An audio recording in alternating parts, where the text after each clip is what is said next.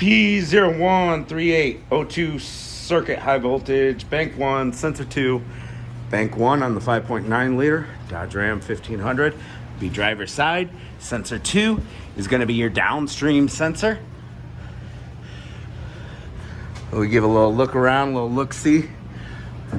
You find your O2 sensor and you change it, all right? So this has one downstream sensor right here. See the pipes all connect right here on the Y pipe. So your upstream sensor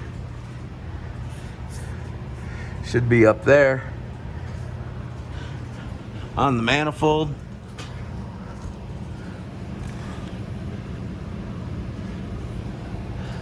This one's old enough that that's the style it is. So let's change the O2 sensor. So your upstream sensor is before the catalytic converter right here. Downstream right here after the catalytic converter. Here's our downstream sensor. I cut the tail off so that we can just get a wrench right over it. Somebody's already tried to take this one off and the nut is kind of chewed up, so we're gonna put some heat to it with the oxyacetylene. You use MAP gas or propane, get it hot, it'll help it come out. All right, we got the O2 sensor out of the bung. There's the O2 sensor, the threads came out with it. I got a socket on it. In order to get that socket on it, I cut the top of the O2 sensor with that angle grinder.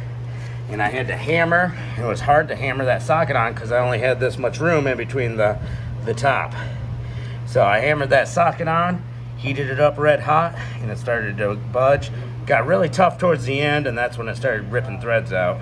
But we got it out.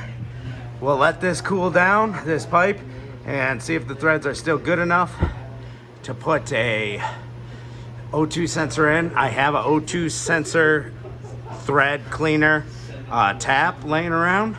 Maybe we'll try that to clean the threads out, or we can always cap that off and weld a new bung in. You can get them from the parts store. Here's our O2 sensor thread cleaner right here. Little tool. Put that new O2 sensor in, plug it into its harness, and clear your codes.